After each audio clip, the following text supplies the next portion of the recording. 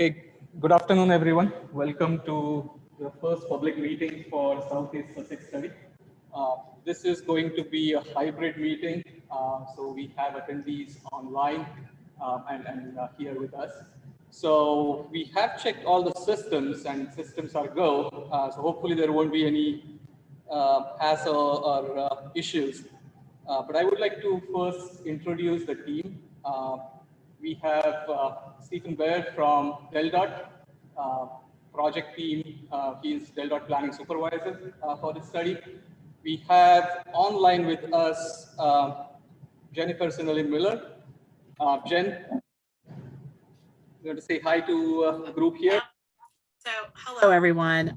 For those of you that have met me in the past, I am so sorry that I'm missing seeing you in person again. I was so looking forward to it, but I have a sick child at home, so unfortunately I am homebound. I hope you are staying well and able to stay safe and enjoy your summer, but we look forward to presenting this information to you all tonight, and my team is there to make sure that it all goes smoothly. So thank you for coming out tonight. Thanks, Jen. My name is Mayuresh Khare. I am with AECOM, the consulting firm which is assisting DelDOT with this particular study. I'm the project manager for this particular study. I have with me Sylvia Sherman. Sylvia, you want to introduce yourself and your role? Yeah, absolutely. I am the traffic task lead, so kind of one leading the analysis and taking a look at all the data that we're collecting and going through, and then also moving forward as we'll discuss, developing some of the future volumes and coming up with some recommendations. Good. Thanks, Sylvia. Jen, can you confirm you can hear both myself and Sylvia properly? Absolutely, I sure can. We only have a couple attendees online with us, so I've checked in with one of them just to make sure they can hear you clearly. So I'll report back, but it sounds like it's good. I do also want to point out that we have Sarah Coakley from DelDOT Planning on the phone. She's our principal planner in charge of transportation improvement districts across the state. Excellent. Sarah, you want to say a couple of words on your role at DelDOT? Sure. Good evening. My name's Sarah, and I manage all our transportation improvement districts. And so we basically, it's a process to comprehensively plan the land use and transportation in an area such that development that comes in consistent with the plan can pay a fee instead of doing traffic impact studies. And so we'll be considering whether to use a TID to possibly implement the recommendations that come out of this study.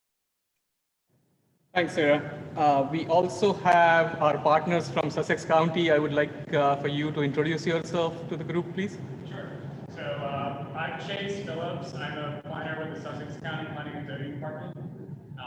And my role with the department is mainly subdivision and site plan review.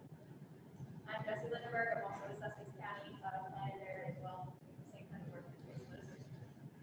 And last but not the least, we have Alison Lapera, who is sitting back there. She is also from AECOM. She is managing this whole system and the brain behind making sure that this meeting goes smoothly. So with that, I would request all of you, once we are done with the presentation, we will take ample breaks in between for questions and answers. But if you haven't signed up already, please sign up your name so that we can provide further information about progress of this study to you. So few housekeeping items. Again, for online folks, they, as Jen mentioned, there are only a couple of people online, but for them, the mic has been muted, so they can ask questions through the Q&A box, and we will take, as I said, we'll take breaks at certain points to answer their questions. If there are any questions that come in from online attendees, we will read those out loud for the benefit of both online and in-person attendees. And especially for people who are joining online, if you are unable to ask questions, but you have questions, you can email those questions during the presentation or after this particular session to Jennifer Sinelli at delaware.gov. So that address is up there. Next slide, please. So I'll hand over to Steve at this point to go over DelDoc's mission and safety moment. Thank you, Maresh. Good afternoon, everyone. As Maresh said in the introduction, my name is Steve Baer. I'm a supervisor within statewide and regional planning for the Department of Transportation. My part of this presentation will be rather brief, specifically to articulate the department's mission, specifically excellence in transportation. Every trip, every mode, every dollar, every one. It's a comprehensive approach, and this study that we're having a workshop for tonight is part of that larger comprehensive approach to transportation planning and management. Next slide. This is a common theme that we're trying to hit on in every presentation that we do. General roadway safety. This slide is a little bit complicated, so if you have specific questions, please see me after the presentation. I can walk you through in specific detail. Long story short, red numbers, bad. It's not unique to Delaware. We are seeing these sorts of trends larger through other states within the region and the country. Something we're working on. Rash, thank you. Thank you, Steve. Next slide, please. So I just want to go over the agenda for today's public workshop, and we want to focus on why DelDoc is doing this study. What is the context and background for initiating this effort? Also want to go over what are we finding thus far. We have completed existing conditions analysis in transportation. We look for how the transportation system is working right now, and then look into future projections and what are the issues with some future traffic projections in this study area. So up till this point, we have completed existing conditions analysis, and Sylvia will go over basically those findings with you in this section.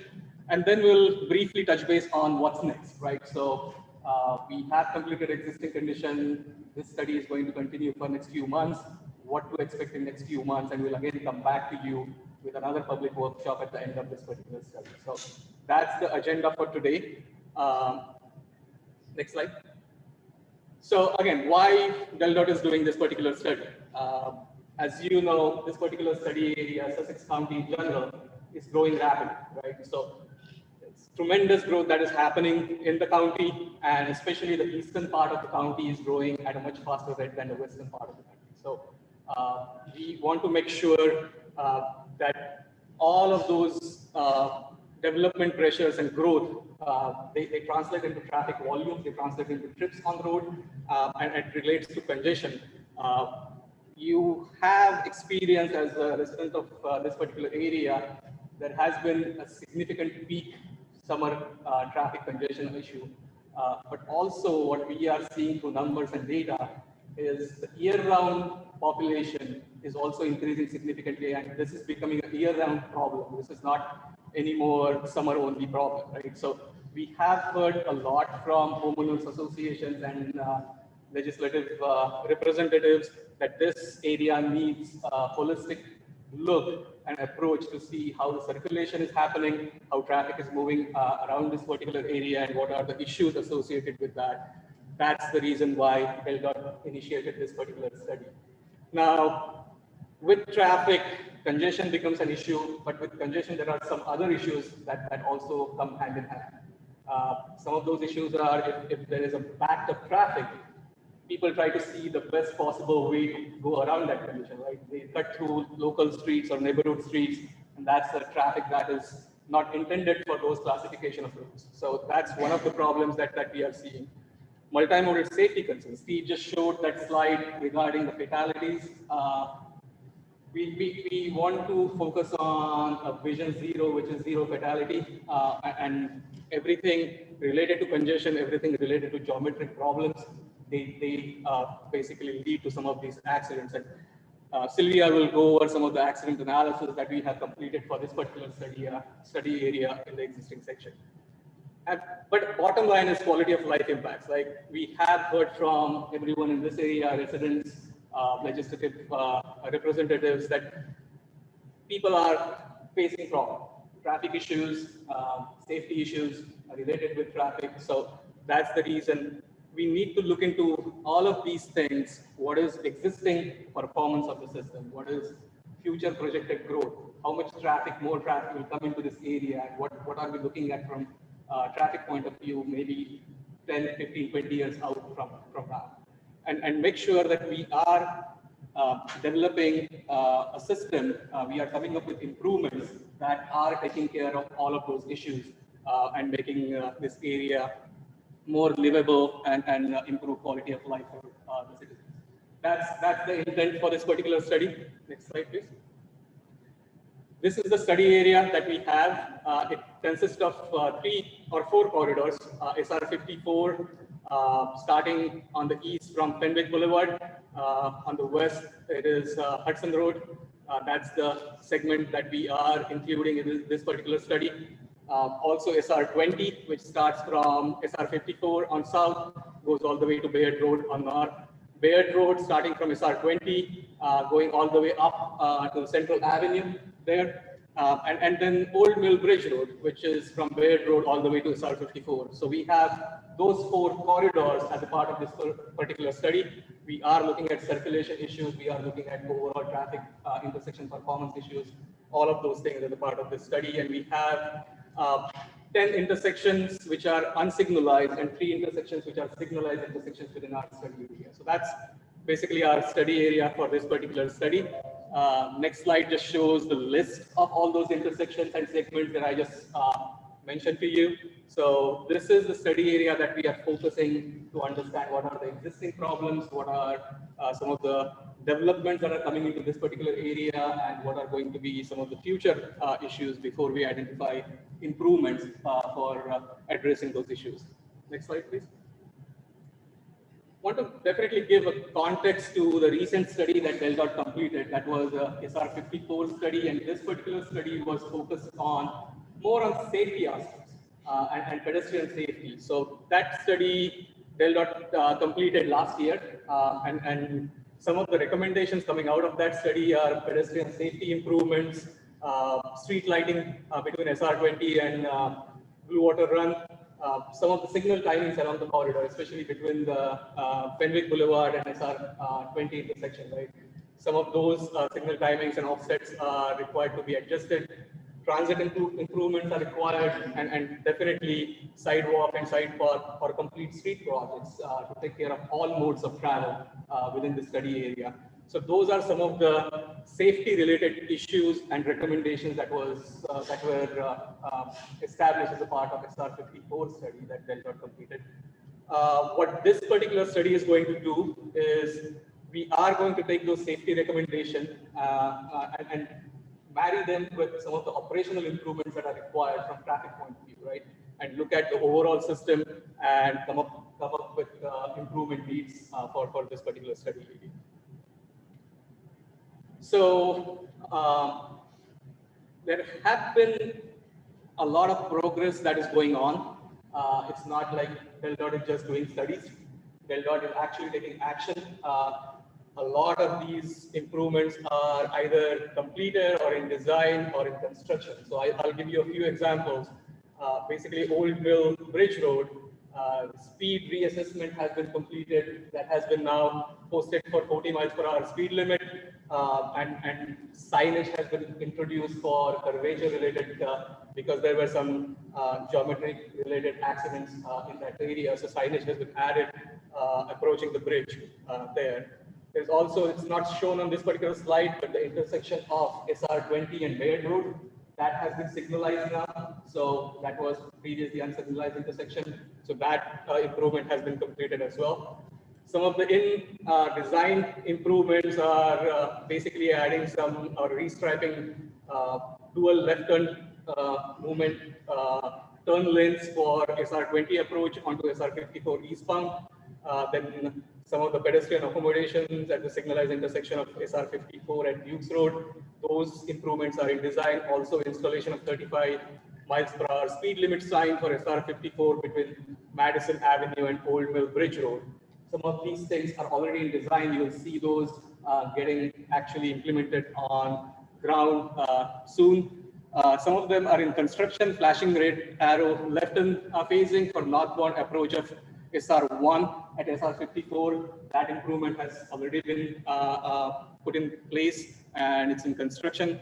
So based on some of these previous studies, some of the improvements are already getting implemented in field.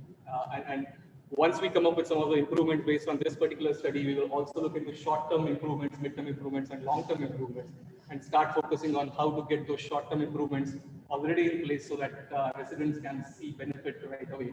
You don't have to wait for like 15, 20 years before seeing the benefit. So with that, I would hand it over to Sylvia. Yeah, sure. Any questions up to this particular point on the context? Why we are doing this study? What is SR54 study? Like any questions up to this point? I have a question. Please. Do any of you that are here live in the area that you study? No, I don't mean you. I mean these people that are doing the presentation. Anybody live in the area that you study?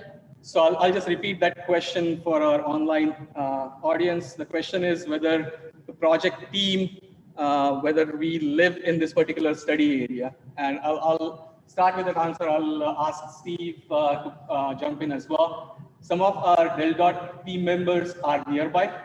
They are basically focusing on, they live in Milford area, they live in Millsboro area, so they are pretty nearby from this particular study area.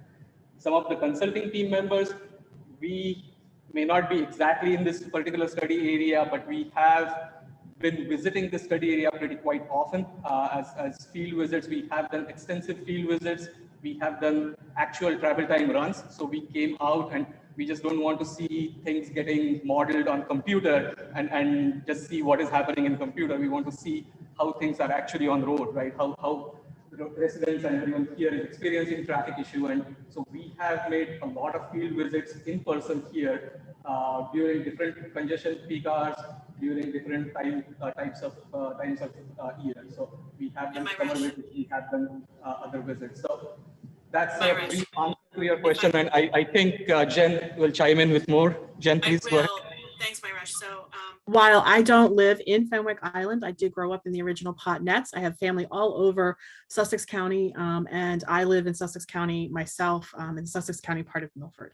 I did come down, this is how this study started. I did come down on a summer Saturday and met with many HOAs in this area to talk about what was happening and how the increase in development was causing a lot of concern to the local HOAs. And I've been working with them hand in hand ever since.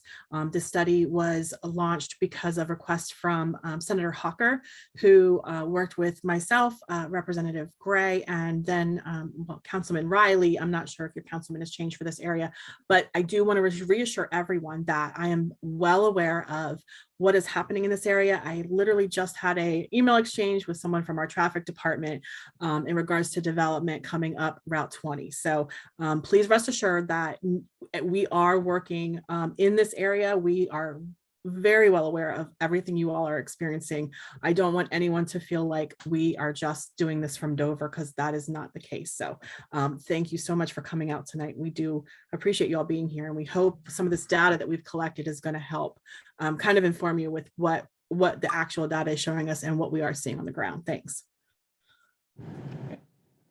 Please, go ahead.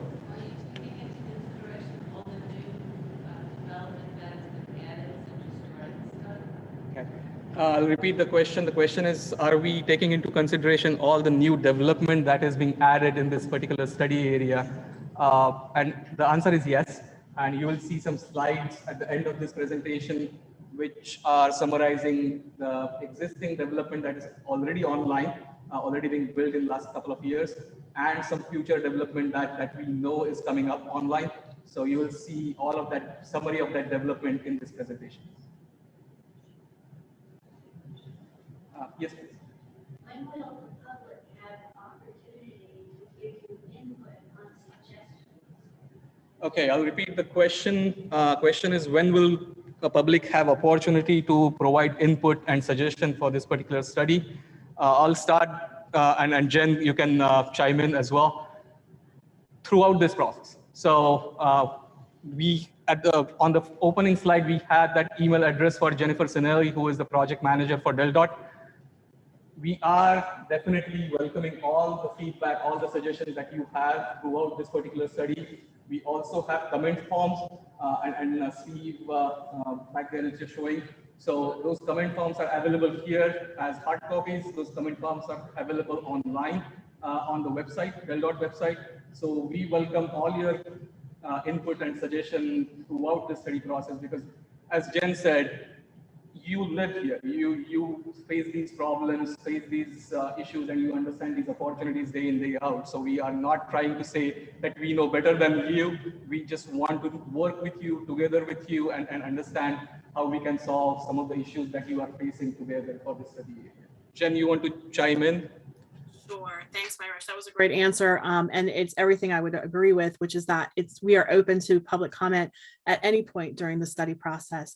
If you haven't already emailed me or talked to me on the phone, look around you. Many people that are sitting there tonight probably have. And I pride myself on being as responsive as I possibly can be to everyone's concerns. But we definitely tonight, this is why it's called the public workshop. We want to hear from you about what's happening and what's going on the ground, and what we might not be seeing in some of the neighborhoods that the study area might not cover. So again, please, you have my email address. My phone number should be on the study website, which is Southeast Study or Southeast Sussex .del.gov. I apologize. We'll have that up at the end. But yes, please give us as much comment and feedback as you possibly can. We do appreciate it, and we do use it to inform the study. Thanks, Jen. Any other questions on the context, or why are we doing this study? Why Del Dot is focusing on this particular study? Okay, Jen, do you have any online questions? No, we don't. Sounds good. So let's move into the next section here, existing condition technical assessment. I'll request Sylvia to go over those sections. Thanks, Sylvia. Sure. Thank you, Myrish. Good evening, everyone. So I'm going to talk a little bit about data we've collected to date here. Basically splitting it up into 4 sections, as you can see here. Talk about traffic volumes, our speed study, the crash assessment, and then the intersection performance. As stated at the beginning of the presentation, we will be breaking for questions after each of those, because it is a lot of information. So we'll have an opportunity there to kind of cover any questions you might have on each of these topics. So kicking it off here with our traffic counts. So we really only got this project started in 2021, kind of, with the COVID pandemic and everything, we had a little bit of a delay there. So a lot of our data, let me back up, sorry. A lot of our data is from the SR 54 corridor study. We were a little bit lucky there that they actually collected their data in 2019. So that was all pre-pandemic. So we had a pretty good idea of what movements were looking like through the corridors and through the study area at that time. We then, again, after kicking off in 2021, did have some gaps in the data. As you can see, we have, hopefully, you can see they might be a little small. We actually went out and collected turning movement counts, so actually counting how many vehicles are going through each of these intersections. And then we also collected automatic traffic recorder data, which is, I guess you probably most commonly see them as the tubes along the road. You drive over, it counts your car. We collected those sort of throughout our study area as well. And that helps us with vehicle classification, speeds, and volumes along those streets. We had to fill some of the gaps from the 2019 data. So we did a little bit, some of the collection effort in May of 2021, and then again in August of 2021. And basically, because what we're looking at here is a weekday kind of PM peak period, as well as a Saturday, summer peak period, and kind of comparing that data, seeing what's essentially our worst case, maybe not worst case scenario, but highest volume occurrences there. So with that data, we did take a look at comparing that data to 2019 counts that DelDOT has permanent counts, either stations, or they do have some cameras at intersections that count cars every single day. So we were able to take a look and compare the 2021 volume data to the 2019 volume data to see if we had to make any sort of adjustments or anything if traffic volumes changed significantly. What we found here, you can see, hopefully it's a little blurry on the graphic here. This is just the average daily traffic that we were looking at the intersection of SR 54, or not intersection, I apologize. On the roadway, SR 54 west of Bayville Shores Drive. And what we were finding in our weekday PM peak, or weekday, I think I mislabeled those, so I'll have to go back on that one. Just for the weekday total daily traffic, the volumes between 2021 and 2019 were around within 1% of each other. We did see a little bit more of divergence on Saturday, but it was still just 7%, which on a daily kind of look at things is pretty minimal. I feel like that could be one day to another. You know, we look at 10 to 20% differences day to day in some cases, but we can also see that the blue here and the orange here on the Saturday are two different Saturdays in August of 2019, and they are at that 7% difference. So you can see that there is some variation just in the same year on August Saturdays in general in this area. So essentially what we're seeing is that traffic is returning to those pre-pandemic levels. We did notice that the peak hours during the day, so for example, Saturday 11 to 12 might have been the peak hour in 2019, but maybe it was like 2 to 3 or something in 2021. But those are things we're considering. We are looking at those peak hours and developing, the existing condition volumes based on those. What we did do then to try to do conservative development of our volumes was grow our 2019 volumes using the DelDOT annual growth factors. We grew them to 2021, filled in the gaps with our 2021 data, and then where there were any significant differences or volume changes between intersections of different dates, we ended up rounding up, again, trying to keep with a conservative approach here for volumes. That point, I guess that it was covering our traffic volumes and kind of our development. Again, this is just covering our existing conditions and modeling what's going out there out there today. So I'd like to open it up for any questions on that. Yes, please.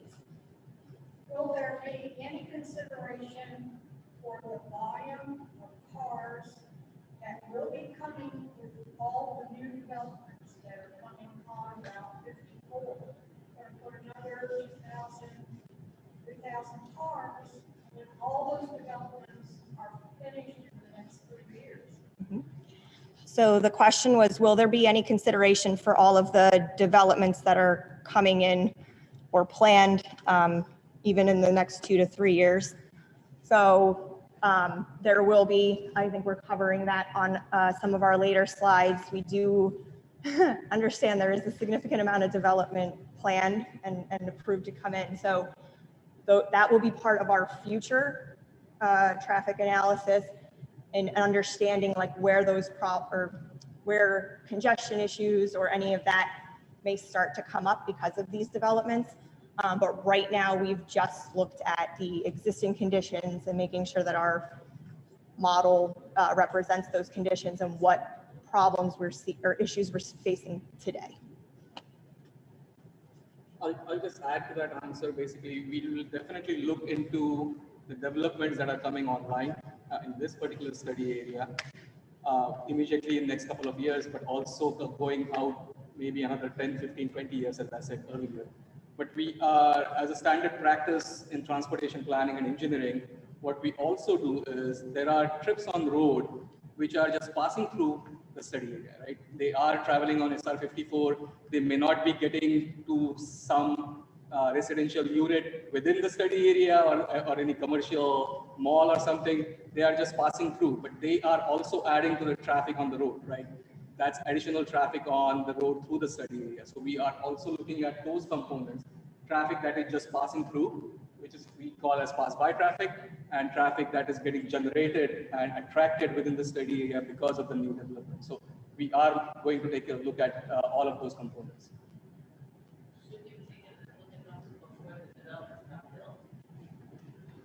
Basically, the developments that are already there right now, we consider those traffic volumes to be captured in existing conditions volume, right? So when a development is coming up online, there is a process called as traffic impact study, which looks into, okay, this is a 500 unit residential facility that is coming up. How many trips that particular development will generate during the entire day? And then we consider that as a part of the analysis. So there is a standard process where we look into all these developments, how many trips are going to get generated from these developments, and include that in the analysis for our future condition. And that's where I think Sarah Berkeley from DelDOT would also be able to chime in, because there is more efficient way of looking at the overall system, right? Because if we look at just spot specific improvements, we are not looking at the overall systemic problem and not providing solution to the overall study area. But traffic or transportation improvement districts, TIDs, they look into basically, okay, this is the entire study area.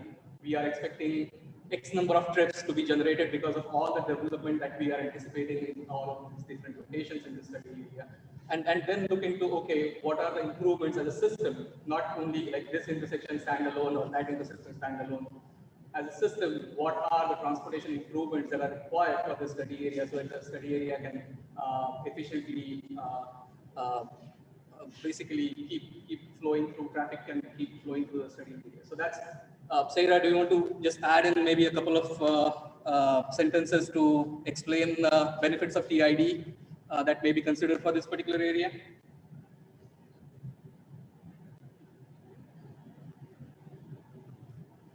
I don't know whether, Sarah, you muted, or I'll give you maybe another. Okay, maybe I'm Sarah here. Can... Okay. Good evening. Yes, so during a development plan review, when someone comes in for an entrance plan review, DelDOT provides comments, and if they're generating enough traffic, which is basically 50 peak hour trips or 500 daily trips, then they're required to do what's called a traffic impact study, and then and analyze the transportation network surrounding their development and to which their development is going to be having access. And then they're required to make contributions called offsite contributions to needed improvements to basically mitigate the impacts of the development. So with a transportation improvement district, instead of that, basically DelDOT and the local government work together on a more comprehensive plan, including a list of improvements and their costs, and then we allocate those to the anticipated future development, and they're able to pay a fee per dwelling unit or per building square footage instead of going through the traffic impact study process. So it can speed up the process for development, and that they don't have to do a traffic impact study if they're consistent with the land use forecast. It can also, encourage good planning and encourage development that's consistent with the plan, because they only get the benefits of paying the TID fee instead of doing the traffic impact study if they're consistent with the land use forecast. And then the fees have to stay and only be used for the improvements in the specific TID. They cannot be reallocated to something else. And then finally, projects that are within our transportation improvement districts, they get extra points in our capital transportation program prioritization process. That document's updated every 2 years now, and projects get extra points if they're in a TID. Thanks, Sarah. Yeah. I'd like to suggest that to have a real impact, we need the TID now. We don't need this now. We need a TID now. What we've seen for years is that piecemeal suggestions and some improvements occur with each new development, but it really doesn't matter. What we really need is this overall plan that you're suggesting, but it needs to be done now. If it's going to have an impact, otherwise it will be just like 5 points, which is a complete mess and has been a mess for 10 years. And only recently is the TID done. And what can you hope to change by that point in time? We're asking for you to do it now so that the planning can have some positive effect and not just sort of react in inadequate and very expensive ways. Thank you. Thanks. I'll just repeat the comment that was provided, suggestion that was provided for online attendees benefit. The suggestion is we need the action now with the TID and not in future. We don't want the piecemeal approach for improvements. We just need to make sure that it is planned in a, and again, I'm sorry, I'm just paraphrasing your suggestion, but the approach needs to be whatever improvements as a system that we are looking at, that needs to happen now so that there will be benefit to the area. And you just mentioned that we don't need this approach, but like what we are presenting here is the beginning part of a TID development process, right? So we need to have data, we need to do the analysis to understand what kind of improvements are required. So this is definitely leading to that. This is not a effort that is going on a completely different tangent. This is basically focusing on getting the systemic improvements for the study. Any other questions on traffic volume? Yes, please. I just had a quick question. With the traffic numbers you showed, okay. Are those single traffic hits, or are those ADTs where they're direction each way, one each way? So it was like 14,000. You know, is that 7,000 each way counted as an ADT, or is that 14,000 one way? That'll be 2 ways. Yes. Okay. But, so, got it. Yep. So that would randomly equivalent to 7,000 ADTs or ADTs. Yeah, usually directional. If you look at directional, yes, because usually the traffic splits are 50-50 if you look at the entire day, right? So, well, I know the traffic volume summaries that Delta posted online have it right around like 7,500 ADTs a day. So I mean that made more sense to me than you know we had this bump to 14,000 all of a sudden. Which makes sense. Okay, thank you. I think it was the summer. That was just the average daily traffic for that, the summer and then the weekday. The annual average would take into, so that's the AADT would take into account like January, December, maybe when things are a little slower, and that's probably what's bringing that number down. Any other questions on traffic volume? All right, so then I think we can move on to the speed study. So for this area, we really focused on SR 54 and SR 20. As Maya Resch covered on the previous slide, a speed study had been done on Old Mill Bridge Road. They've already started implementing those changes to get or they've completed that to get the speed limit lowered there, as well as adding some sign curvature. Additionally, DelDOT does have a speed study underway on Central Avenue between Double Bridges Road and Pepper's Corner Road. Data was collected for that in June of 2021, so hoping that we're getting some data for that and getting that analyzed, and hopefully improvements there soon too. So again, that's why we kind of focused just on SR 54 and SR 20 here. We did, for the speed study, we really looked at our ATR data, the automatic traffic recorder data, as well as we actually went out drove the corridor during the times when we were collecting the traffic counts. So we had the summer Saturday data, we had our kind of normal weekday PM peak hour data. And we actually used some of that data to then validate what we were seeing in the ATRs as far as average speeds and the 85th percentile speeds. And we do use that data then to basically analyze what the recommended posted speed limits should be and things like that. Again, we did our weekday PM peak and summer Saturday midday. What we found generally, traffic's traveling, either slightly lower than the posted speed limits. So there's not really any apparent speeding issues. And this is even during like the PM peak hour when it's not congestion that's causing people to slow down. One thing we did notice was the average speeds were lower than speed limits, significantly, I guess, more so, looking at 54 when you get east of SR 20 and then really SR 20 southbound heading towards 54. Really think it's looking at congestion related sort of speed drops there. So we have, I know it's going to be a lot of numbers, lots of colors, everything. But this is just summarizing, what the speed limit zones look like along our corridors. So we do have a lot of changes in the speed limits along SR 54 in particular. And then some of the speed limit on SR 20 also changes as you approach Fenwick Island area. Generally, again, speeds, if you're looking at the average speed limits, we are pretty close or fairly similar to the posted speed limits. This graphic generally represents people going inbound toward Fenwick Island, so southbound on 20 and then eastbound on SR 54.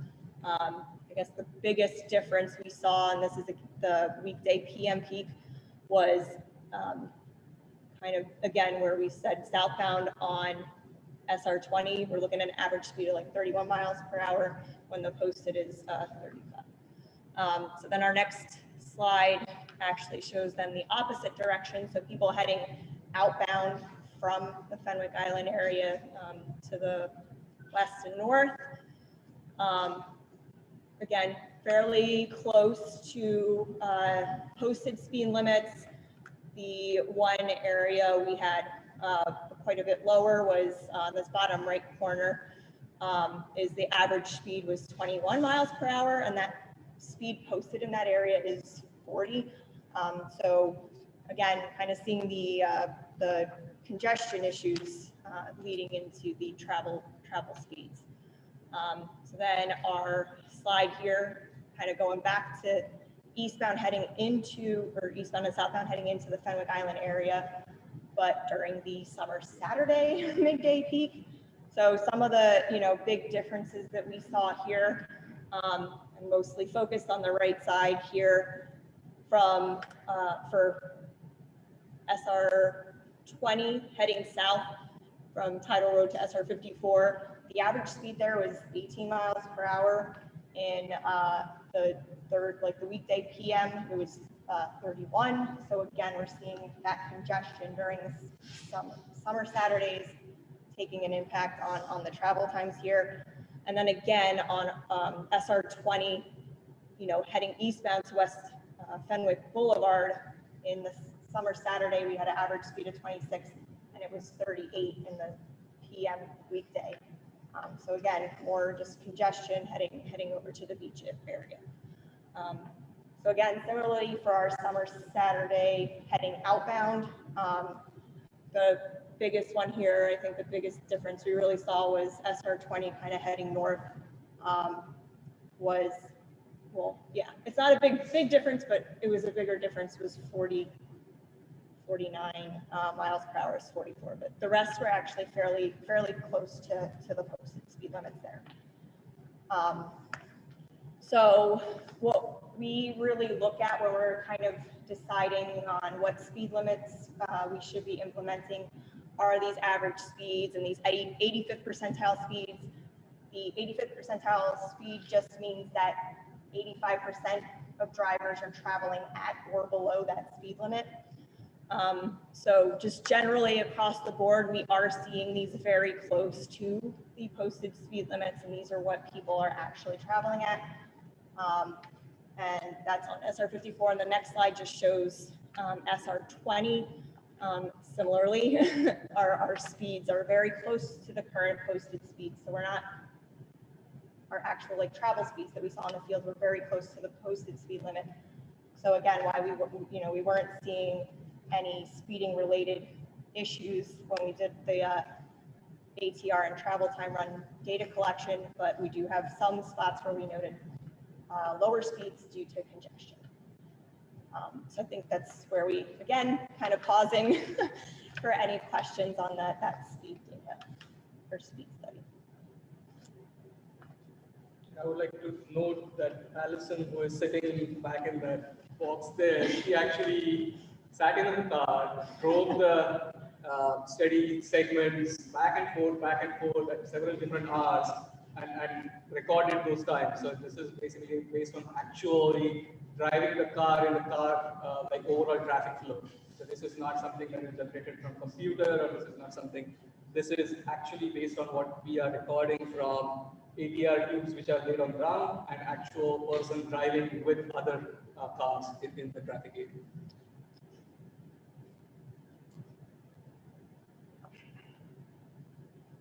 All right, so we have no questions in the room. Jen, I don't know if we have any online. No questions online. All right, awesome. Then we will go ahead and move right into our crash data summary.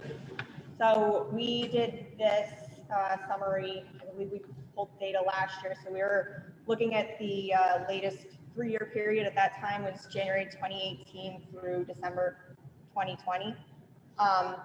What we found, and this covers all of the corridors, all of the intersections in our study area, we had 191 total crashes.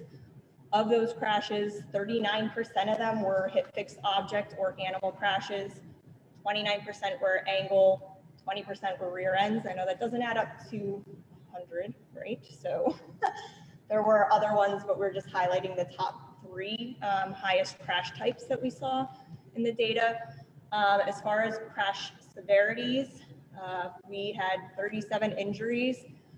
30% of those were on SR 54 between Hudson and West Line roads, and we did unfortunately find 1 fatality.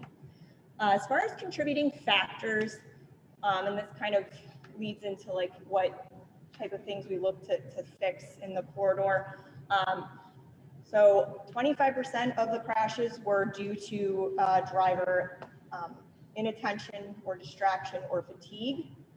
21% were folks failing to yield the right-of-way at intersections or driveways, and 10% were folks driving in a careless or reckless manner, and sometimes it's being speeding or other types of careless driving. So this is splitting the crash data into some segments here just to make it a little bit easier to see.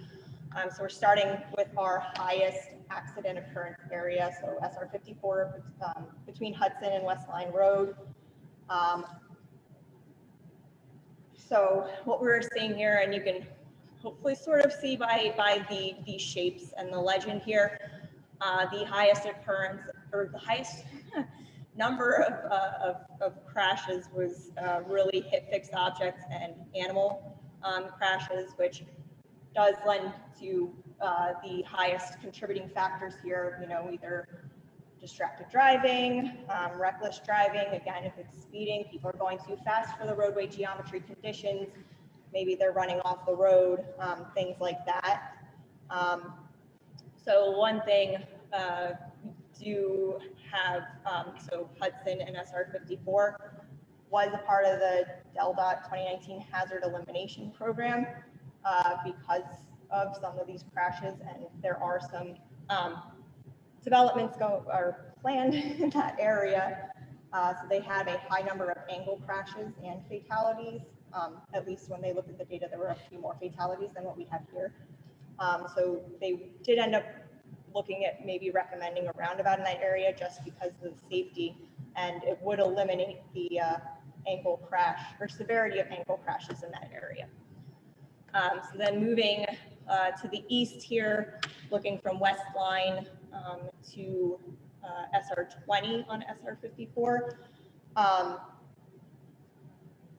Again, a couple hit fixed object, but we do have more angle crashes in this area, kind of as far as we were seeing in the crash data. There was a lot of failure to yield right away, so people aren't maybe proceeding into traffic without waiting for vehicles to pass, things like that, which also could be due to congestion. Maybe they get frustrated with waiting at a stop sign while the main line gets to keep going, so they might proceed into traffic without having enough clear zone. So I guess specifically, we're looking at SR20 and SR54. We have 22 crashes shown in that circle. Over 50% of those were rear end crashes. Most of them were occurring during AM, midday, and PM peaks. So again, kind of looking at if you're rear ending, it's because you're stopping and going, and there's a lot of congestion in that area. So then looking at the last little segment of SR54 here between SR20 and West Fenwick Boulevard, this segment had 75% of the crashes here were rear ends. Again, really just congestion, people following too closely, though, a lot of those factors are attributed to driver inattention and reckless driving sometimes. So then moving on to SR20, for the length of it here, we have 62% of the crashes here, and you can see by those gray shapes again, were hit fixed objects and animal crashes. Again, just looking at people driving when they're tired or recklessly and either running off the road or traveling too fast for the geometry that's there.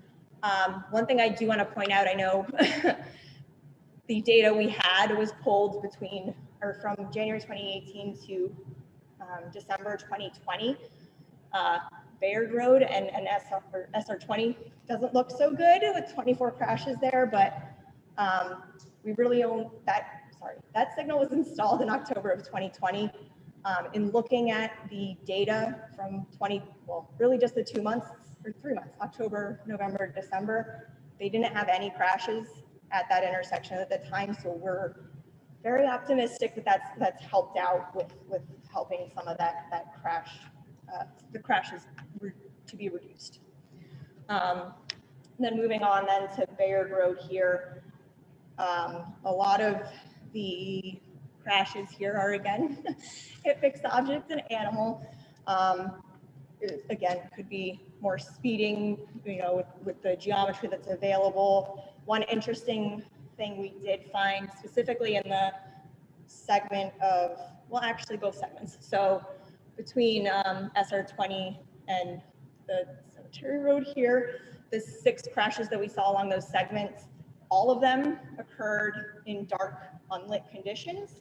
And then 3 of the 6 on the segment to the east here also occurred under dark, unlit conditions. So a lot of accidents happening at night in this area.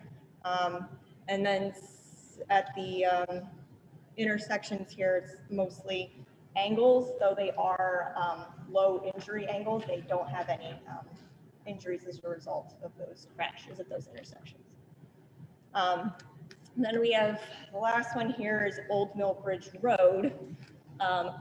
Again, there was a speed limit project that came through here, and we have some additional signage on these curves. As you can see, I think for very, very good reason, there's a significant number of crashes here of the 18 that happened on that corridor were hit fixed object or animal. That was part of the statewide horizontal curb effort, and the signs have been implemented there as of August of this past year. I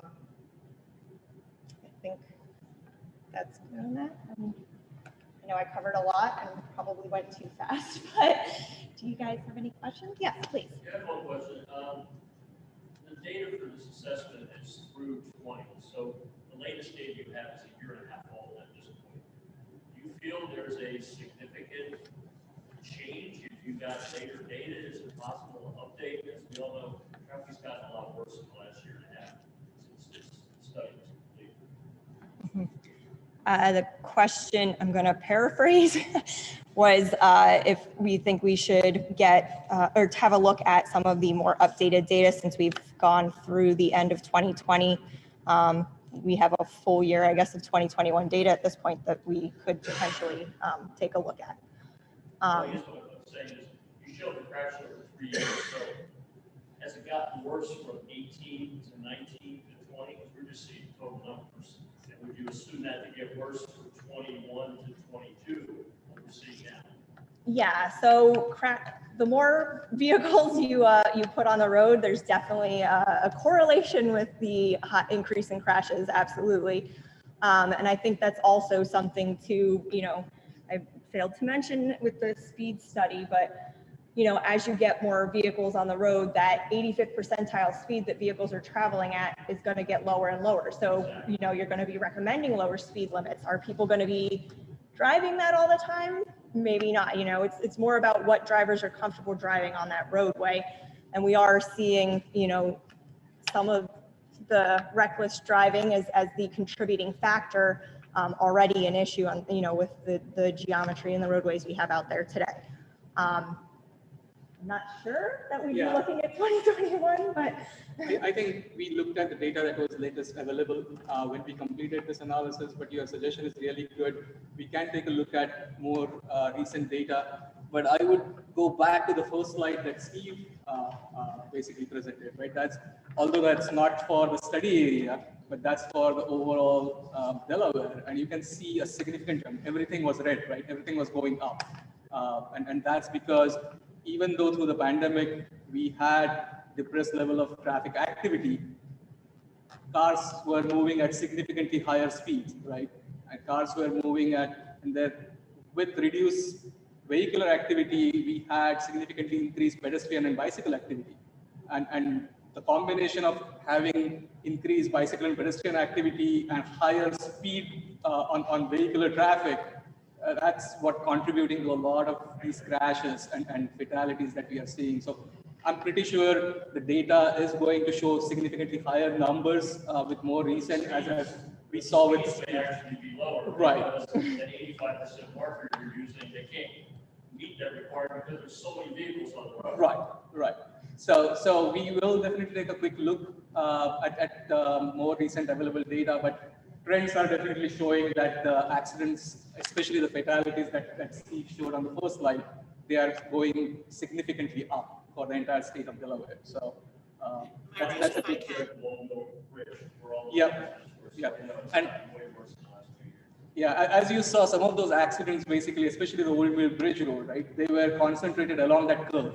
So some of those are related to geometric issues, but some of those are, again, driver inattention. Like if you are moving at a certain speed and if you don't anticipate that curve, which require reducing your travel speed, and if you continue with your speed, you are going to go off the road, you are going to hit a fixed object. So some of those are related to driver inattention, but also contributing factor is geometric.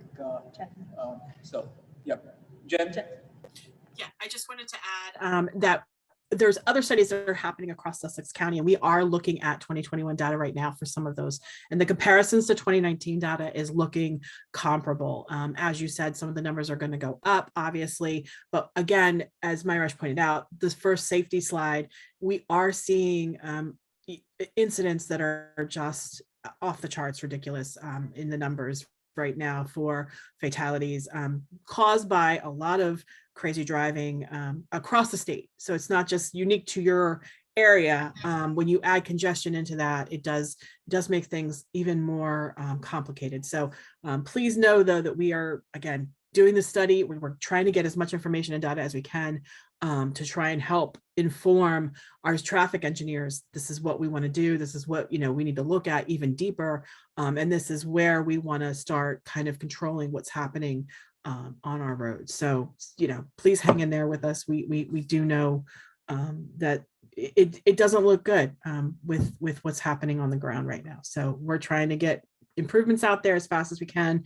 I know one of the Westline Road got added to our federal capital project, our federal program that's getting ready to be adopted for 23 to 28. That was brought to our attention by someone who lives in the area. Westline Road intersection with the, I believe there's like a liquor store or something right at that intersection. So we are aware of what's happening. And again, just thank you for showing up tonight. Thank you for giving us your comments and feedback. And we're gonna get this done and do this well. But I definitely want us to look at 21 data. And then of course, now that we're into summer, we'll have some 22 data before the next time we come out. So thank you. As a general rule, are roundabouts safer than stoplights at intersections? So the question is, as a general rule, are roundabouts safer than signalized intersections or stop signs? I can take that. I can actually take that because I actually developed the roundabout slide deck that lives on DelDOT's website. So deldot.gov. And if you type in the search box roundabout, it comes up. And yes, those are means of making certain intersections safer. It doesn't apply to every intersection. I just want to be very clear about that. But it would I would give an example of what I just said, Westline Road intersection. It may be the right treatment for something like that, where you've got 2 or 3 different roads feeding into one really odd intersection with then an entrance and exit for a shopping center across from that. So we definitely see reduced incidents when a roundabout is placed as opposed to a stop sign or a signal. And that includes the severities as well, just because the roundabouts are designed for lower speeds. So you don't really have those really like T-bone angle crashes. People are kind of hitting nose to nose if it's anything. So you're walking away from that. Traffic engineer's geek answer would be basically because we are reducing number of conflict points, right? When there is an intersection, because of the turning movements, left turning getting conflicted with through traffic, or right turn getting conflicted with traffic coming from other side, other perpendicular road. So there are significantly more conflict points, and that increases the probability of accidents or crashes happening. With roundabout one, as Sylvia said, you are reducing the speed. It's almost acting as traffic calming, and that reduces the severity, but you are also reducing the conflict points because there are very limited conflict points between when traffic enters the roundabout and leaves it. So, yep. As your study has pointed out, the more cars there are on the road, the more crashes there are, more fatalities, etc. The question is, how do you interact with our local planning and zoning and county council to give them feedback and let them know at what point the acceptable, quote unquote, number of crashes and fatalities will be exceeded, and therefore development should stop? All right, I will try to get all of that for the folks online. The question is when, and I'm not going to. When or how do we interact with the local legislators and government entities to let them know where the quote unquote acceptable level of crashes are, or when they're exceeded, and how are we communicating that with them? So I will take a stab, or Sylvia, go ahead. Okay, I'll take a stab and I'll pass it on to Jen. Definitely, there has been coordination that is in place. You will see a slide on PLUS process, which is basically preliminary land use service that Office of State Planning coordinates with several different state agencies and local governments to see what are the issues and impacts of these developments that are coming online, and plan for that in advance, right? So that process also takes into consideration, okay, some of these things will bring significant more traffic to the study area, what needs to be done. In terms of if there is coordination between local government who is responsible for land use component of things and Belgard who is responsible for traffic or transportation component of things. So we always, transportation planners and engineers, we always focus on a term called as integrated traffic transportation and land use planning, right?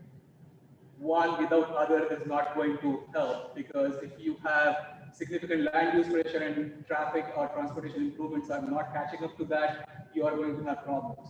Or if you build roads and development will come, and so there has to be a balance and there has to be a process, and it is through collaboration between Belgard, state agencies and local government. So that process has been in place through this plus process. It will require some additional inputs, enhancements, absolutely, but that process is in place. So I'll pass on to Jen if you want to add, or Sarah if you want to add anything to this. As Myresh pointed out, we do have the plus land use system through the Office of State Planning. However, we also, DelDOT and Sussex County, over the course of the past like 5 or 6 years, have really developed kind of strong coordination efforts. We get emails from them asking us to comment on incoming developments.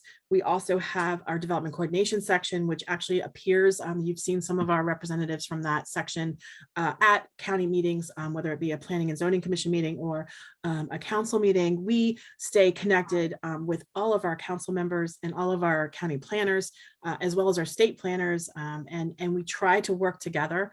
I don't know if everybody is aware of this. If you're new to this area, you might not be. That Delaware is very unique in this country in that we are one of very few states where the decisions regarding land use do not lie with the transportation department, but with each county. And that's, again, all of the surrounding states, Maryland, Pennsylvania, Virginia, they all do that differently. So it's a kind of a challenge, but again, like when you develop a better working relationship like we have now with Sussex County, it is very helpful because we do get a say in kind of the incoming development and what, based on their estimates, the traffic impacts are going to be. Thanks, Jen. I don't want to put you on spot, but county friends, do you have any input on this? Basically, how county sees from land use point of view in terms of development pressures and transportation requirements? Yes. So I want to reiterate the role of the plus review. That's a very crucial process, and it allows a few different departments and DelDOT, for example, to comment sort of from the higher up or bird's eye view of what the development could do. And then in addition to that, I would say potentially the technical advisory committee, that starts with the county, and when we receive a specific land use application, such as a subdivision application, we then send it up, if you will, to some members of various state agencies. I think plus is a little more important with a concern like crashes, vehicle crashes. So I would second the role of plus, the preliminary land use service. When did that start? It's ongoing, basically. Ongoing, I mean. It didn't start in 2001. So when did plus process start? That's the question. Or I'm sorry, I didn't get your question. In 2001, communities were approved without anything being challenged. Jen, basically the question is, and again, we may have to come back with the answer, but question is, when did the plus process start? And what happened before that? That might be better answered by Steve, since he used to work for the Office of State Planning, but I'm thinking it was in the 90s. Plus came into existence in 2004. Prior to that, okay. Plus was under the Land Use Planning Act, or LUPA. And Myresh, if I can just take 1 second and share. So Pam Steinbach from our Director of Planning is on the line, and she wanted me to point out the roundabouts, the 32 conflict points. If I could just share real quick that screen, which means I'm gonna stop sharing Allison's screen for just 1 second to let everybody kind of see. This is kind of the best image that we have to kind of make Pam's point, that shows you on the left-hand side, the 32 vehicle conflict points at a signalized intersection versus the 8 vehicle conflict points for a roundabout. And just to let everybody know, we will be, I will be providing a lot of this information into via email. If you've signed up while you're there, I'll be more than happy to send you the links to all of the information that we're referring to from the websites tonight. So just make sure that we have your email address. I'm going to hand it back over to Allison.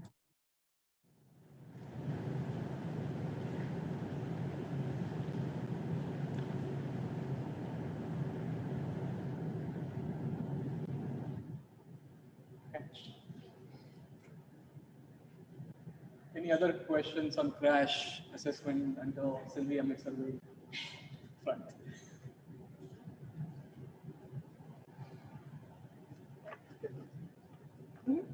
Yep, and then the last thing, pretty quickly here, just looking at our existing conditions analysis. So this is level of service, really kind of a grading system for the operations of a roadway.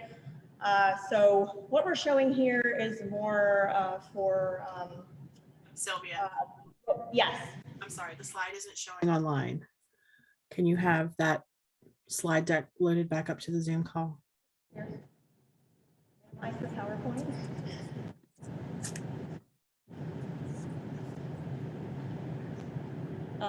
That one right. Yep. And then hit. Yep.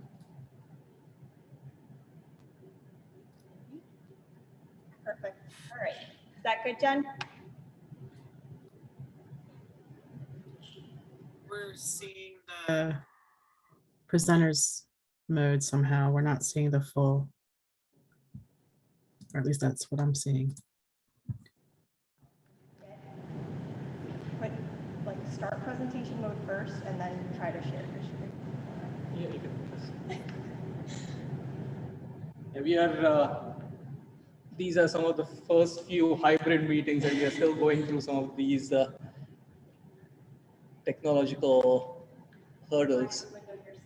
Jen, can you see it now? Yeah, you just need to split your screen so that only one slide comes up at a time. You'd be able to select share this one. Yeah. Let's take a quick pause while we fix this, and we'll start.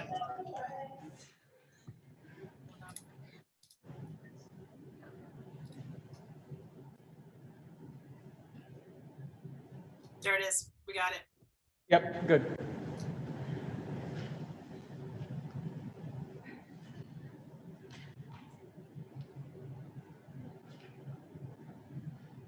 So as I was saying, what we have up on the screen now for everybody are more for roadway segments. So we grade them from A to F, kind of like getting back into school here, right? So A, you kind of have lighter traffic flows and kind of just keep going down as far as speeds lowering, getting more congested down to here on like level of service F, where our roads at capacity, lots of gridlock. So we did our initial traffic analysis here. I'm trying to keep it color coded here, so I should have probably referenced the previous screen here.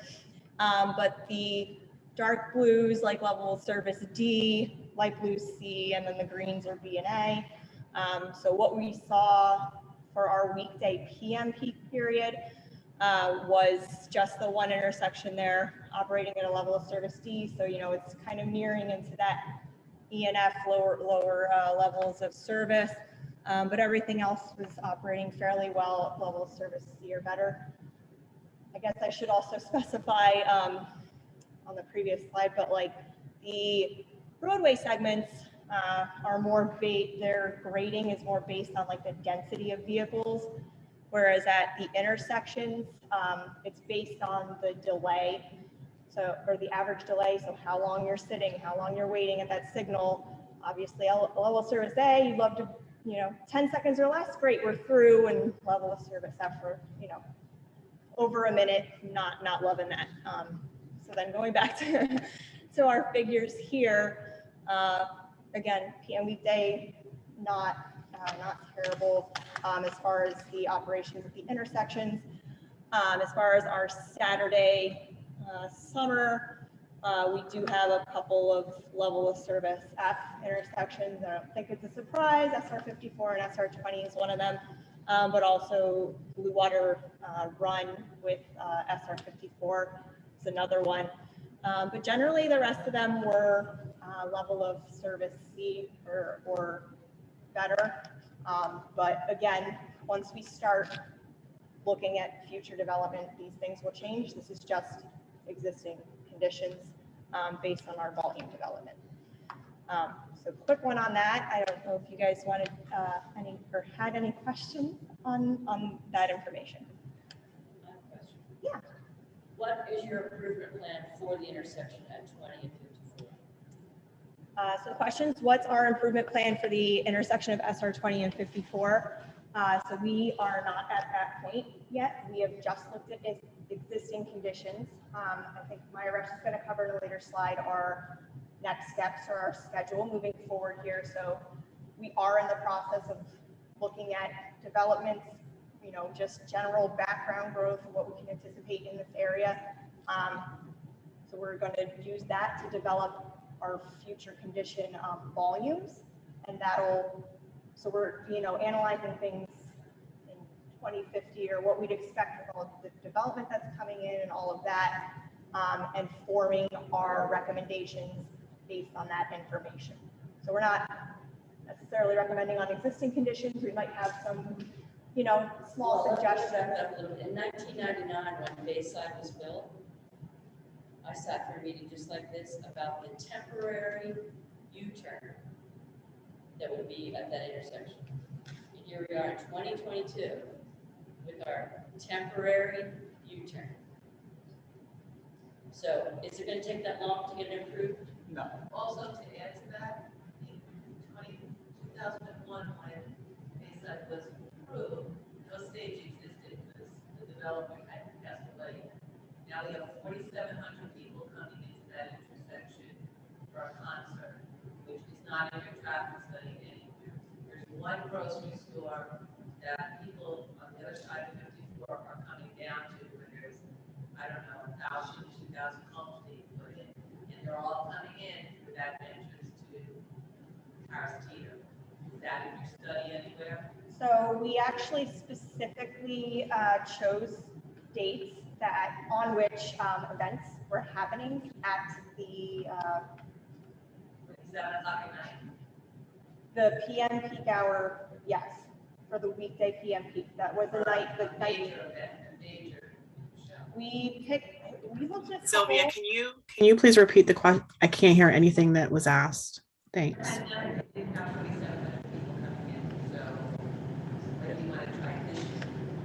the question is, when will the temporary U-turn from 1999 be fixed at Route 20 and 54? Did you get that, Jen? I heard that, but I'm not familiar with what the temporary U-turn is at 20 and 54. That's correct. I was a homeowner in where the Bayside development is now. So before the development was even approved, we were told there would be a temporary U-turn there. So I moved to Old Bridge Road. They told us that was temporary. They did the little tight road. You could get out on 20. Now you can't get out. So we have to come to the end of Old Bridge Road,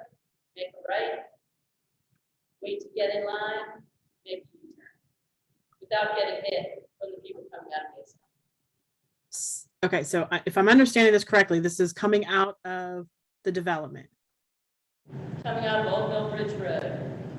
Oh, Old Mill Bridge Road. Oh, okay. You're heading southbound on Old Mill Bridge and heading west, you'd hit the intersection of SR 54 and SR 20. So you, in that westbound left turn, you're making a U-turn. Correct. To go, essentially what you would like to be doing is southbound on Old Mill Bridge and making a left. Correct. Like we always did until Bayside was approved. Okay, yeah, I'm not familiar with it. We're gonna have to get back to you. I apologize that I'm not familiar with that unless Myresh or somebody else there has more information. So definitely it will be looked at, and as you said, it's been there since 99, we are in 2022. It was temporary in Yes, 1999. yes. And some of the things that were identified in SR 54 study, some of those improvements are coming online, as we showed, like those dual left turn coming from southbound SR 20 onto eastbound 54. That was identified in SR 54 study. It's already in design. So some of those things are coming online. We will definitely go back and identify what is, if there is any consideration that was given to this particular U-turn issue, but that will be definitely looked into as a part of this study. But I want to add to that, as when we are looking at some of these improvements, and you have a valid point, 99 to 2022, it's a long duration. So I'm not even saying that, like justifying any answer to that. But we look at basically not just the existing problem, right? Because we did the existing condition analysis. We don't want to come up with improvements based on just this analysis, because like you will see in next couple of slides that a lot of developments are likely to come in the study area in the next few years. So we want to make sure what is going to be the traffic pressure on the overall transportation system and plan those improvements in that fashion so that we can implement some short-term improvements right away, then take those short-term improvements into a mid-term and long-term in a sequential fashion so that they are building upon each other. Nothing is getting wasted. So we will look into that progression, but we'll go back to our drawing boards and look into this U-turn problem. That's what I can tell you at this point. And I just, Myresh, just to back that up, I'm scanning through the Route 54 corridor recommendations, and I'm not seeing anything. And I do apologize. Our traffic engineer was already scheduled to be out during this week, so he was not able to join us. But we will definitely get back with him and try and find out more information and follow up with you. Please make sure that you've included any contact information for us so that we are able to answer your question appropriately. Thank you. When you look at intersection improvements and traffic flow, do you look at it from all directions in which that traffic goes, or do you basically just look at it like, hey, here's a stop sign, it's backing up X direction? Like for instance, at the intersection of Belt Bridges Road and Bayern Road, just in case there's any confusion, because I met somebody the other day, local people who've been here forever, it's pronounced Bayern, not Bear. And the person I talked to literally kept repeating Bear and could not put together that Bayern and Bear were the same road. And so Bayern Road and the intersection of Belt Bridges, one of the issues now is we have the estuary, which is on Camp Barnes Road, which is just outside the scope of this. But a lot of those cars now are coming left out of Camp Barnes Road up Belt Bridges, and to go into Ocean View, they are turning right. And there's a right turn angle, but there's no stacking. And it's not really a right turn lane. You just kind of go up and basically, hit a stop sign and you can fit one car. And a lot more cars are backing up there. So, when you do your traffic intersection, are they taking into effect how many cars are turning right as opposed to left, or are they just saying this intersection sometimes 15 cars back up because with a flow issue, if that flow were, improved, and that is one of those funky intersections, kind of like West Line and 54, where it's at a huge curve angle type thing. You wouldn't have as much traffic backing up because those right cars can be going while they're waiting for cars going, or while cars are going on double bridges. But right now, it stacks, and if you have two cars that are waiting to turn right, you're holding up everybody turning left as well. But I didn't know if the traffic intersection improvements actually, or data actually checked which way those cars were going, because that wasn't a problem we had 5 years ago. Very few cars ever turned right, but now if you get those to do that, it's the main way. So I'll give you a short answer and I'll pass it on to Sylvia. Short answer is yes. Okay. We look at every single movement for every single approach at intersection. So left, right, through movement. If it is a 4 approach intersection, we look at all 12 movements and come up with, when we are coming up with improvements, if a storage lane is required to basically address the problem that you are saying, because traffic is getting backed up because of one movement, like those are some of the improvements we base it on actual single movement, not on the entire approach. So yes, we look at the entire thing. Yeah, and then maybe just even more detail than that, like our traffic models, it models the geometry. So we're in there like actually replicating like what the storage lengths are, how much space these vehicles have to stack. One thing I didn't mention during this either was because we knew there are congestion concerns in this corridor, we had queue observations and people going out there and marking if there's queues that aren't clear in these intersections, specifically the signalized intersections. Usually we get all the counts for the stop control ones, but what that helps us do is, when the counts are going through, all that's getting is the volume of vehicles that are actually processed. So then if we put that into our model, it's like, oh yeah, everything looks good because the signal's operating great. It's processing all these vehicles. But when we get these queue observations, we say, okay, but there's still 15 or 50 vehicles left there. So the number of vehicles that are actually trying to get through is maybe not 100, it's 150.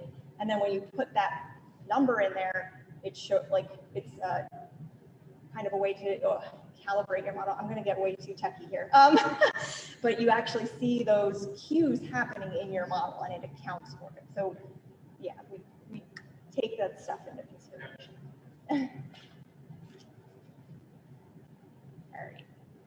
All right, I think we can move on to the next one. This slide is just more of a summary, kind of, I know we covered a lot of information here today. So basically just quick points as far as our traffic volumes, what we're noticing is the post-pandemic volumes that we're seeing are picking back up. They're returning, to our pre-pandemic levels.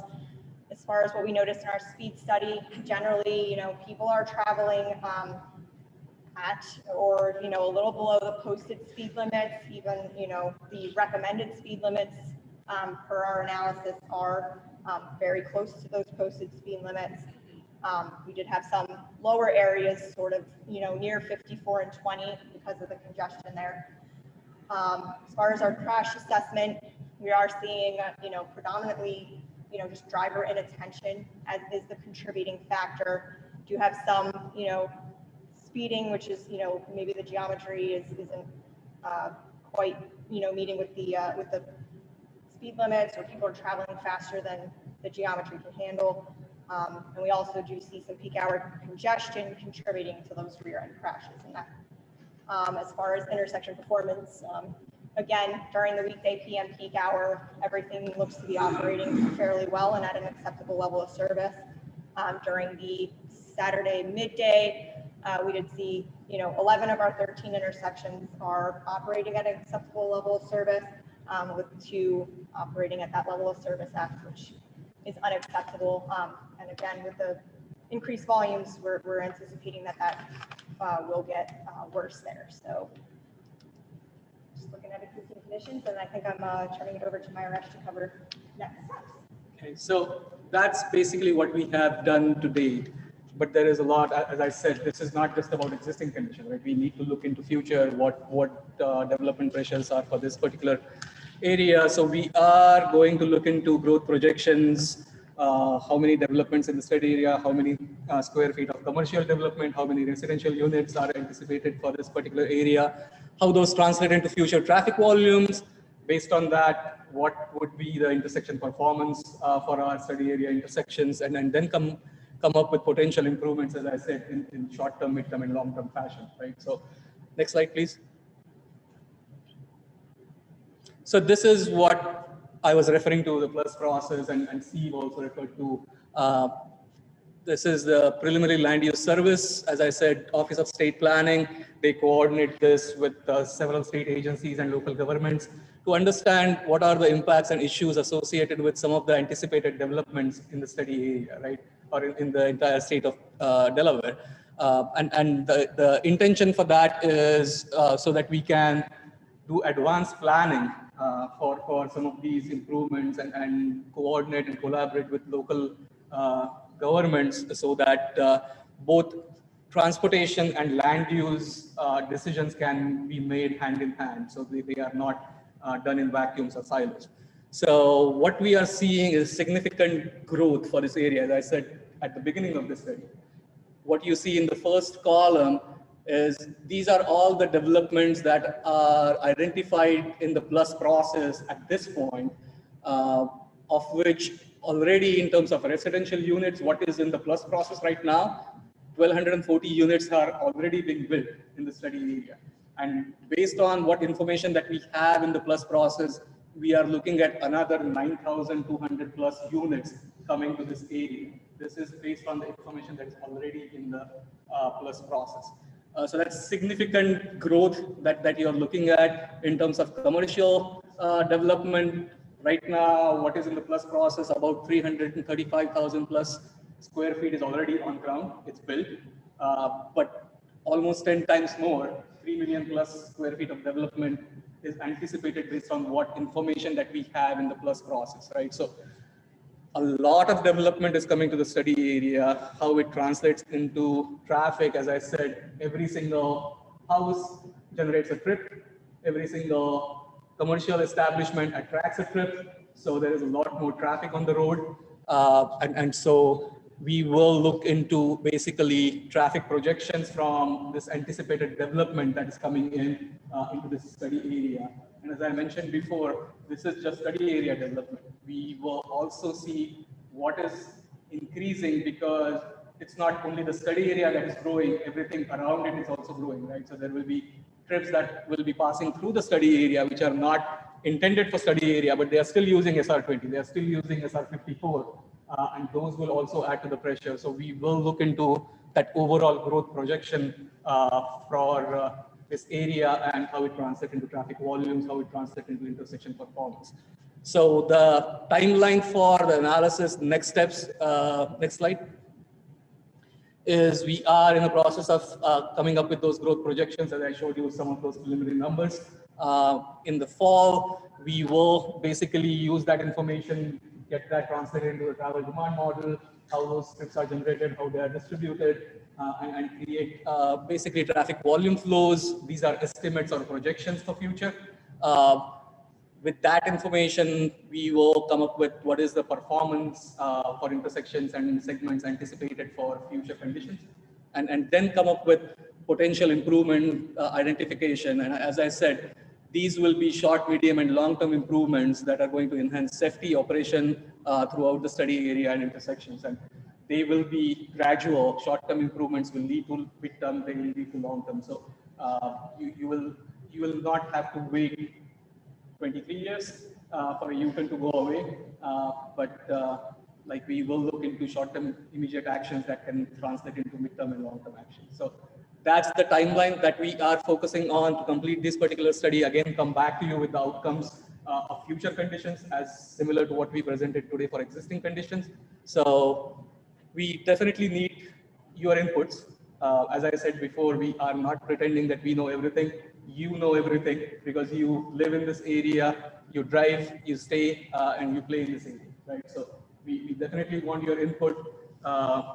Steve also showed those comment forms. They are here today. If you have comments for us right now, but I'll pass it on to Jen for the closing comments on like what are the ways to get in touch with DELDOT, get in touch with us throughout this study.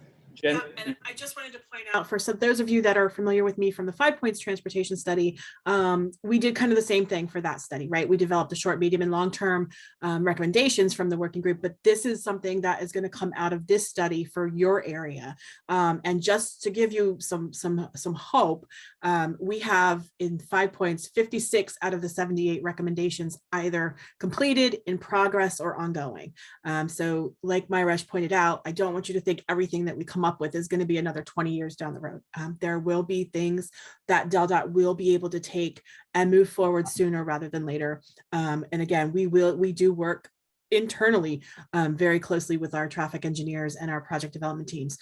So please don't panic. And again, we are here to get all of your comments from all of this information. I know it's a lot to digest. Public comment will be live on our website, southeastsussex.deldot.gov for another 30 days.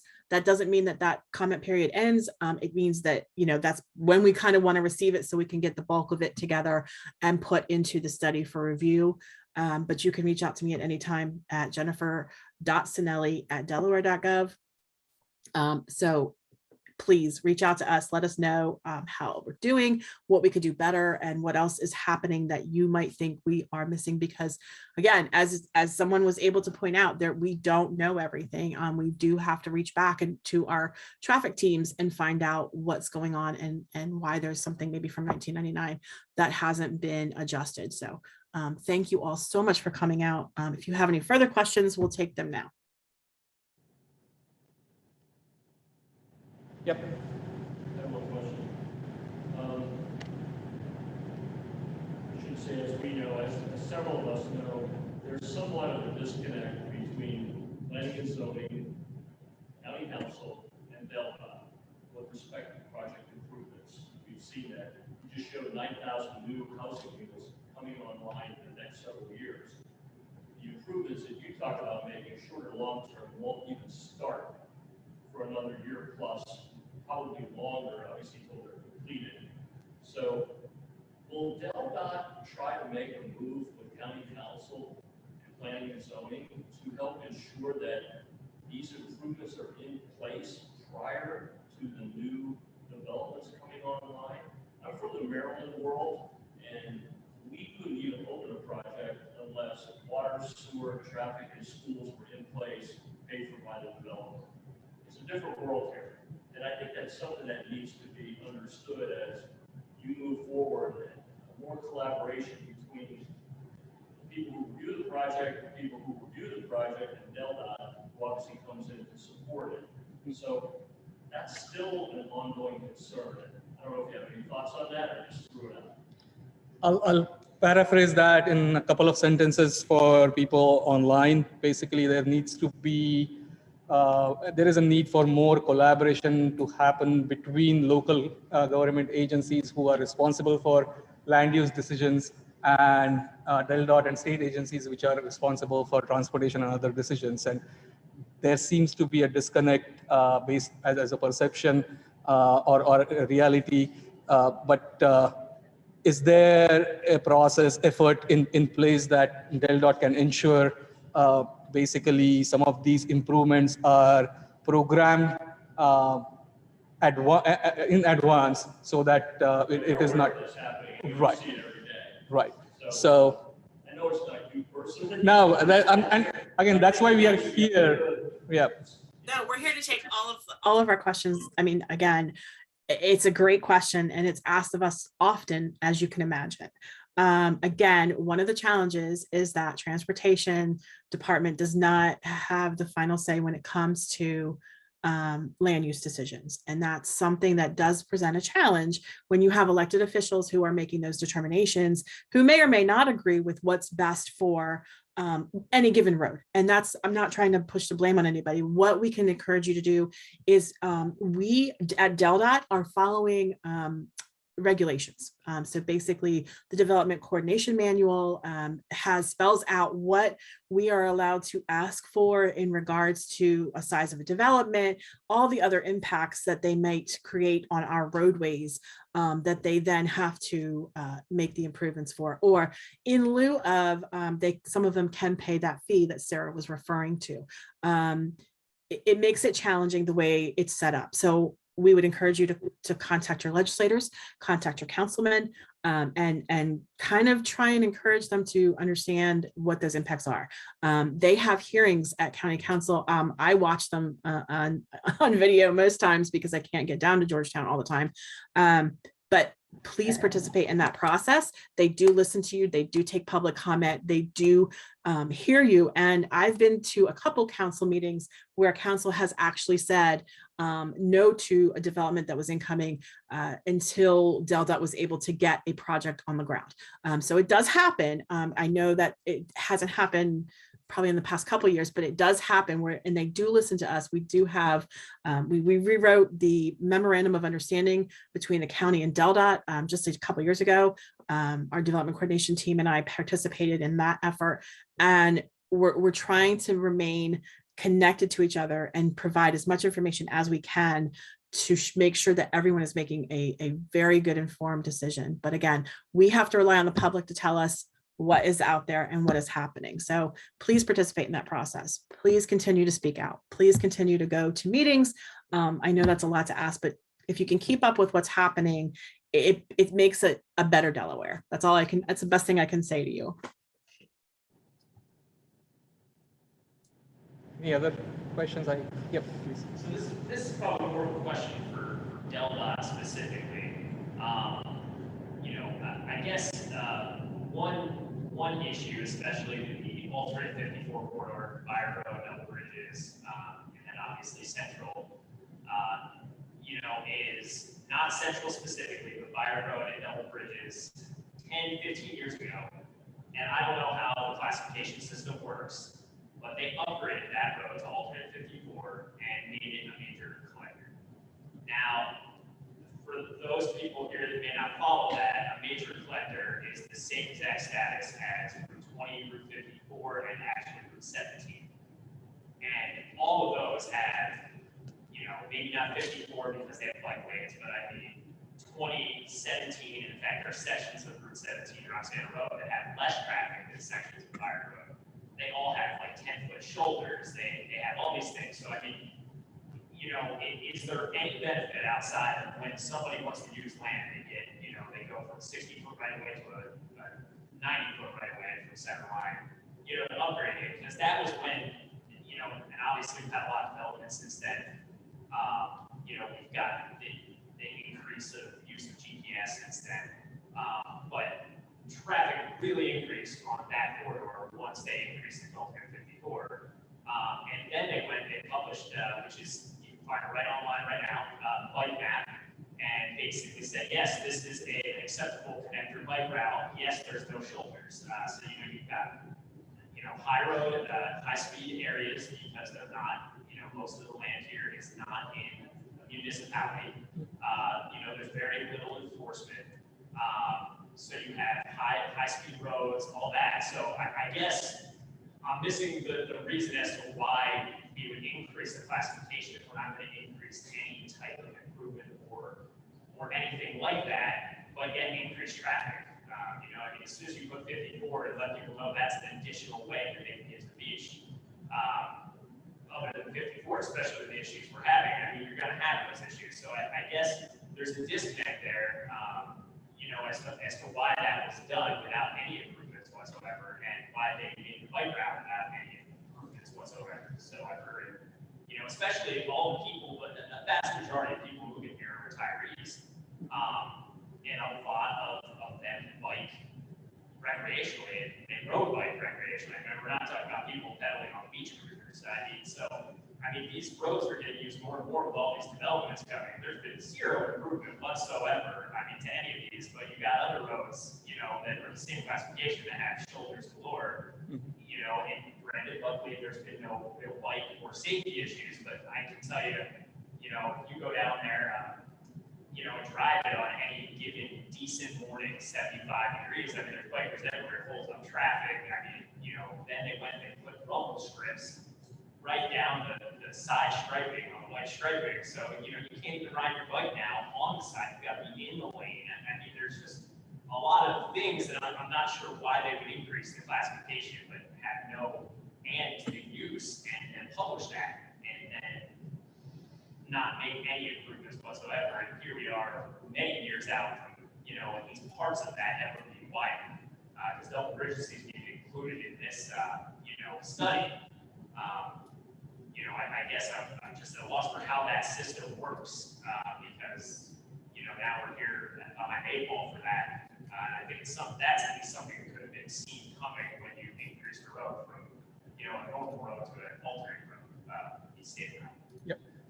I'll just paraphrase the suggestion or question here. Basically, some of the routes which have been designated as alternate 54 routes, they have changed classifications without accompanying improvements that would make them that classification road come online. And what is the process that DelDOT uses to decide on reclassifying roads? And is there any consideration that will be given to some of these improvements that are required to make those classifications applicable to those particular corridors? Jen, you want to take that? I can start on that, and Jen, you can chime in. Sarah was mentioning about PID, right? Some of the things, and that's where the difference between looking at spot-specific improvements or piecemeal by piecemeal improvement as opposed to a holistic systemic improvement, that comes into play. So like we are completing PID analysis for City of Newark. I know Enlopen PID has been in process and completed as well. Things like bicycle stress analysis, things like basically complete street assessment, like accommodation of pedestrian, bicyclists, and all modes, transit and vehicles. All of those things are looked holistically in that process as a system. So that's where I think DelDOT is pushing for not spot specific or basically banded approach to things, but looking at an overall approach that will take care of some of these things. And in terms of when things come online, I'll let Jen, if you have, or Steve, if you have any basically feedback or input on that, which improvements or reclassifications come up first, and is there a process to follow up with some of the accompanying improvements associated with that? I'll let Jen and Steve chime in. Yep. So the classification process is really kind of multifaceted, and without our experts kind of on the call, we have an actual section that handles this in our planning section. I'll be more than happy to connect you with them so that you can get that information. But I want to take it from the aspect of double bridges reminds me of a couple of roads we have in Sussex County that are so like this. Like, so Redden Road is one of them. Redden Road is now programmed in our federal CTP because of the amount of traffic that is using that route to travel to the Eastern Shore. So it's become a challenge because, like you said, there's no shoulders, it's not safe to bike on, and maybe developments aren't coming on Redden Road, but it's actually something that we need to look at because of the amount of traffic, and we've had some fatalities occur on that road as well. Double bridges, just so you know, we hear about double bridges all the time because it comes out of Bethany. It is almost like a crossover for all of these new developments, right? That they're going to go to the beach in Bethany, then they're going to come home using Double Bridges Road. So that's another one that comes onto my radar as something that we need to go ahead and look at as for programming into our federal CTP. That doesn't mean that smaller projects and smaller improvements can't happen. That just means that there's a large segment of road that needs major improvements, and there's another reason why. And so please make sure that you get that on a comment form for us. We will submit that through our CTP process, which is going to start early next year. We're going to start developing the next capital transportation program. And I do see double bridges as something that we could significantly improve. But again, if developments come in on Double Bridges Road from this point forward, we will be able, if it's large enough, to say, hey, these are the improvements we want to see. I would point to New Road in Lewis. I don't know if you've traveled down there recently. However, Tower Hill development, as they came in, they had to build the roundabout. They had to widen the road and make shoulders and put in the lanes. And so now it is going to be a safer place for people to bike. I just drove through there with my daughter a couple weeks ago heading to the beach, and it's beautiful. I love when I see that kind of improvement to make it much safer for everyone. Bikes, I even had to come to a stop so that a couple with their stroller could cross the road. It was just, but I could see them, and they had enough space to cross, and they were safe doing so right at the roundabout. So bear with us.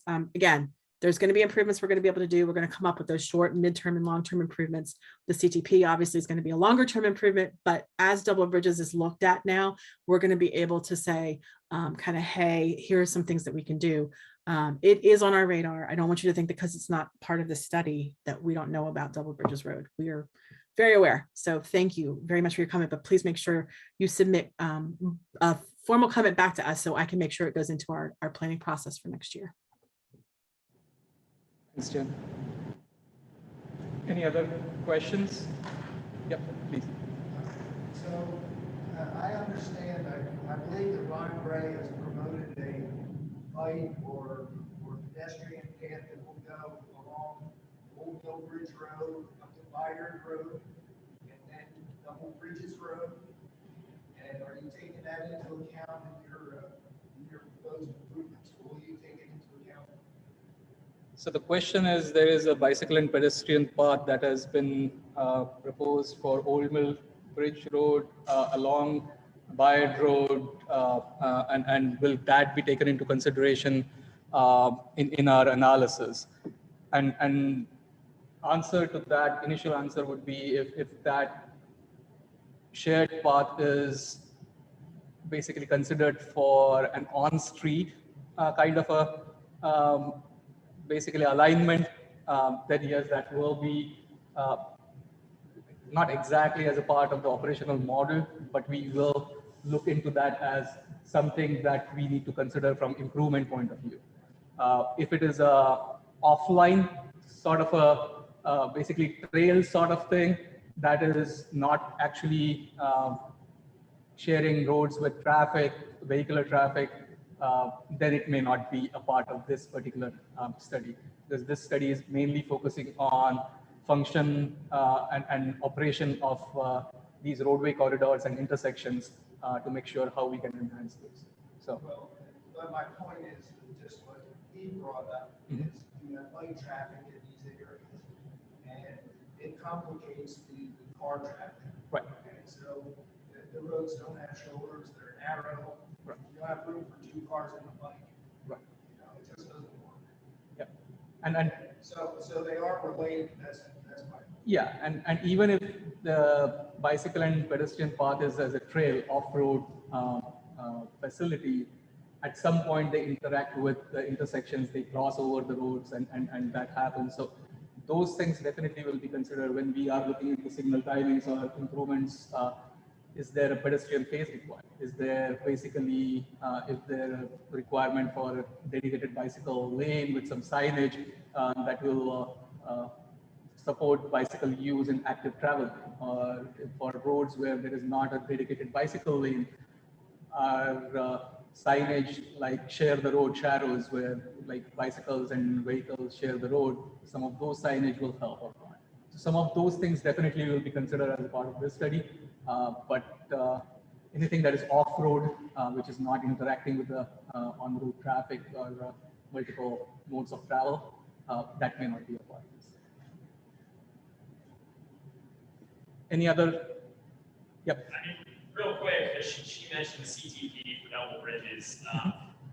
Where is the intersection of the TID and the CTP? Because I know that the TID, right, you come up with a bunch of things, then they place them on the CTP, and then some of the proceeds obviously from the fees that are put on houses or commercial or whatever, they are kept in the TID.